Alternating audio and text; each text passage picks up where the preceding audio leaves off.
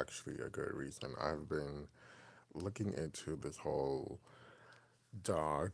Well, it kind of fell on my lap a little bit. With this Vogue information, a couple weeks ago, Dawn Robinson was like telling everybody she's homeless. And I was like, this dummy, if she don't go, she can easily just go back with them and get a check. Like, I thought without the knowledge, I'm thinking this lady, is ridiculous. Like, In Vogue is still out here performing. They all, every, now that I know, it seems like Maxine is in and out sometimes, but they do have the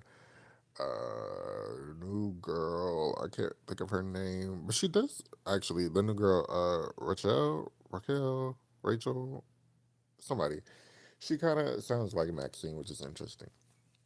Um, but once you consume all the information, well, I really haven't consumed Terry and Cindy's side so much. I don't know if I even want to. But once you consume all the information, Dawn, or as she calls herself, Dawn, there is a difference. Dawn, I'm sorry, Dawn Robinson is on the right side of history. Dawn Robinson said she will not go back to In Vogue because they, what's the correct words? They are not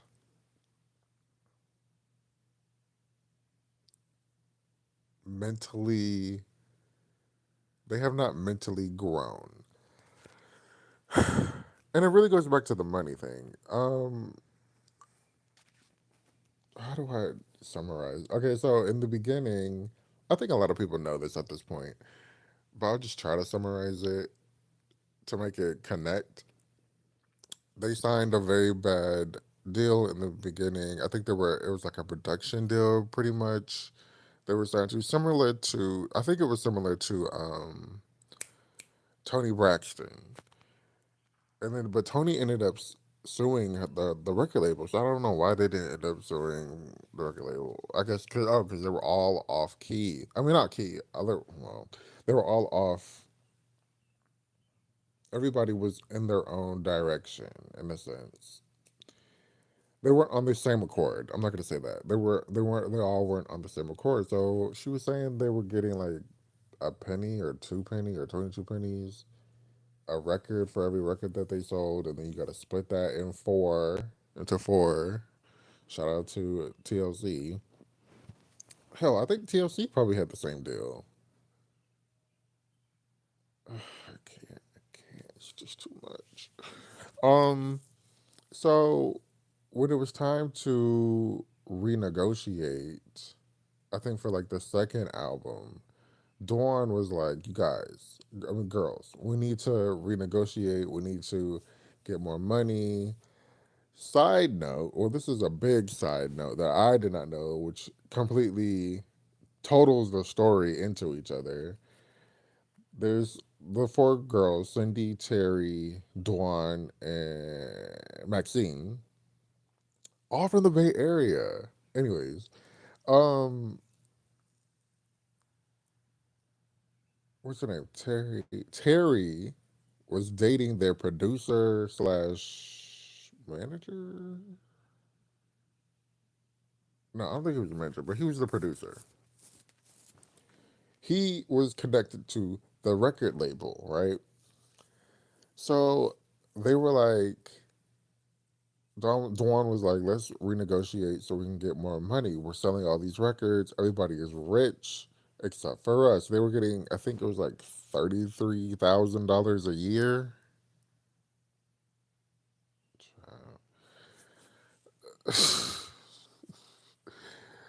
This is in the 90s. So this is probably even like the value is probably even less than that.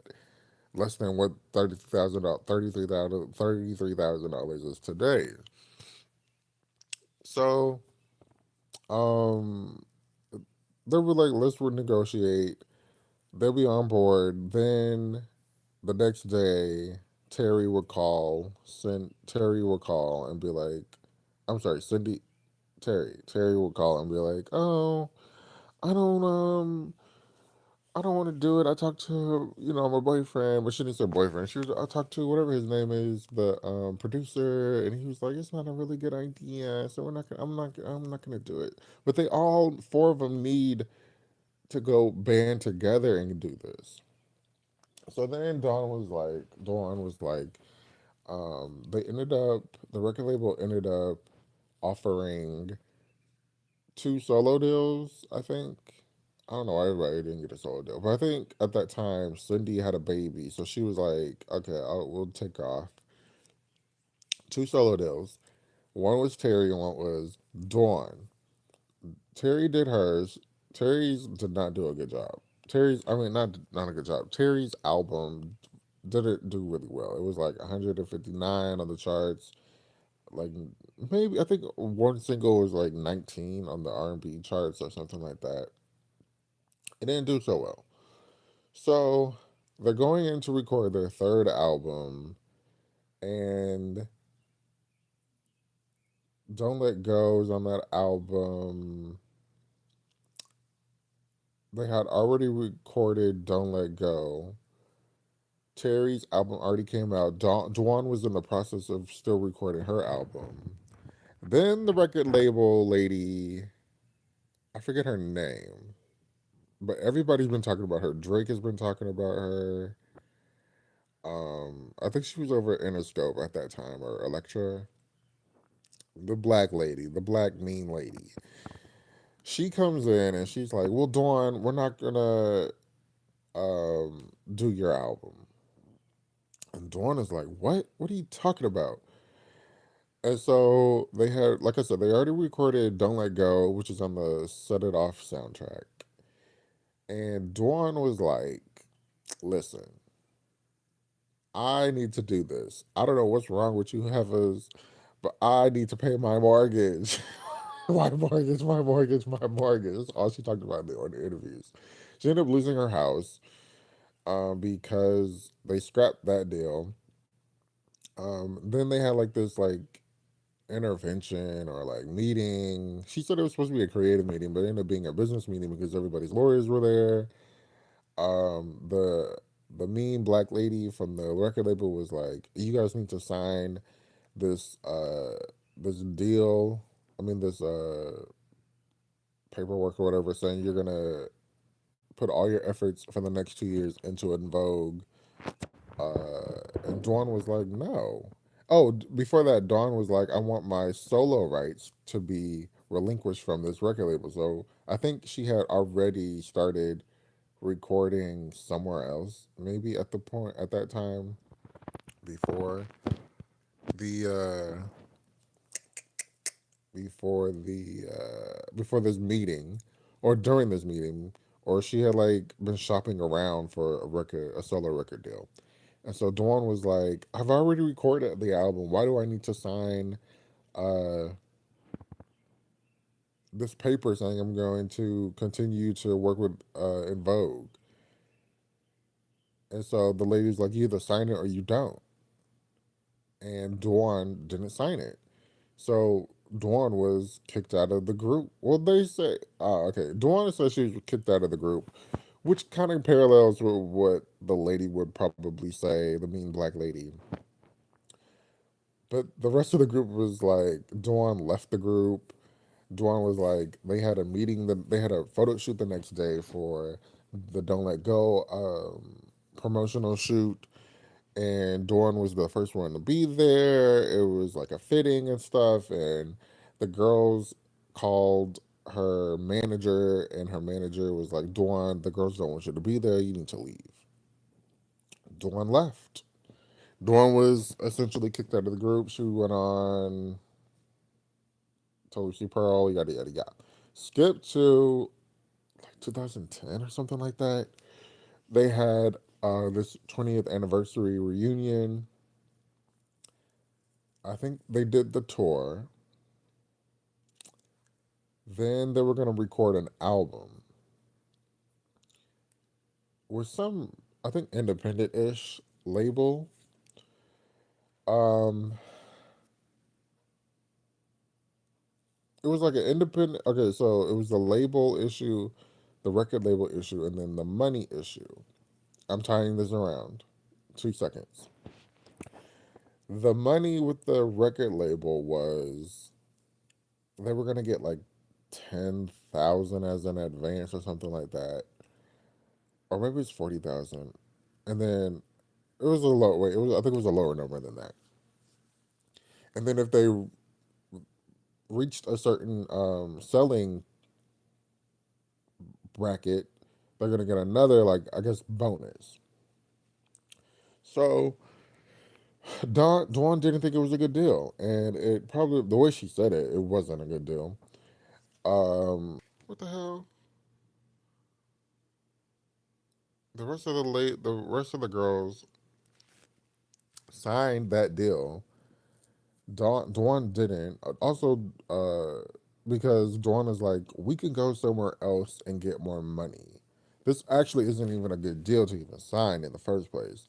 I'm not signing it because it's not beneficial to us. And I think she was talking about it was going to be like a covers album, and she's like, we're definitely not going to be benefiting off of this because we're singing other people's songs, and whoever wrote that song is getting the money. She's like, it was a cool idea. It's just no. So they end up signing it, and then like a month or two later, Maxine emails Dawn and is like, Dawn, we're so sorry. You were right. This was a bad deal, and it's crazy. And then she was talking about the manager. Um, mm, I think Dawn's manager. Dawn had a manager. They were all going to use the manager. Oh no. Okay, I don't remember the management part. But Dwan ended up saying that these ladies are stuck in this mindset, which I'm trying to figure out the mindset really. But I think the mindset is they're stuck in this like we'll get whatever we can take mindset. And Dawn is like, no. There's a lot more out there for us to take. We are one of the best selling, most influential groups of ever. Ever. And we have hits and um we have hits and we have recognition. We can be out here getting real good money, but you guys are just taking whatever you can take. And Dawn is like, I'm not gonna keep working. So she's like, I've already worked in the past to get nothing. I'm not gonna continue to work to get nothing with you ladies. And you know what? It's really respect. And she's like, after that reunion tour or whatever situation, the reunion tour, the reunion it's supposed to be album. She's like, I'll never work with these ladies again because there's more better days ahead of me. And if that's homelessness, if that's being broke, it's better than trying to. I see it as it's better than trying to fight these ladies to get something or fight with these ladies, fight the ladies, fight with the ladies, then not fight them and be so peaceful and be happy and try to do it on my own, whatever which way that means. And I have to really respect that. Like, okay, yeah, she's homeless, but she's probably happy, like the rest of the homeless people. She's probably getting like a little royalty check somehow, somewhere from somewhere.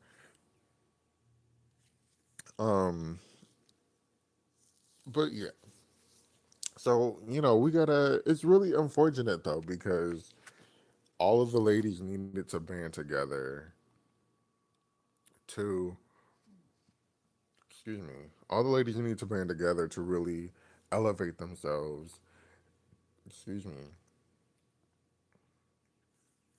But at the end of the day, it's just like these other ladies are sort of benefiting off of. And people were saying, I don't really know, but people were saying Dawn was like sort of the lead singer in the group. Um, and what I'm really realizing is when you're in a group and one wants to do a solo album, it's not always gonna work. I feel like groups are once groups are together and they're like successful together, they're more successful together than they are apart. And then you have like the rare exceptions, but honestly, Terry's album not doing well doesn't surprise me. Dawn's album may have done a little bit better, but I don't think it was gonna, I'm not gonna say. Okay, I don't know. I don't know. But it's just unfortunate. And then it's just like these singers are being these women and singers and artists. They're always being taken advantage of. What they, I don't know if they're really, but I think people are like independent on their own now, and still, you hear little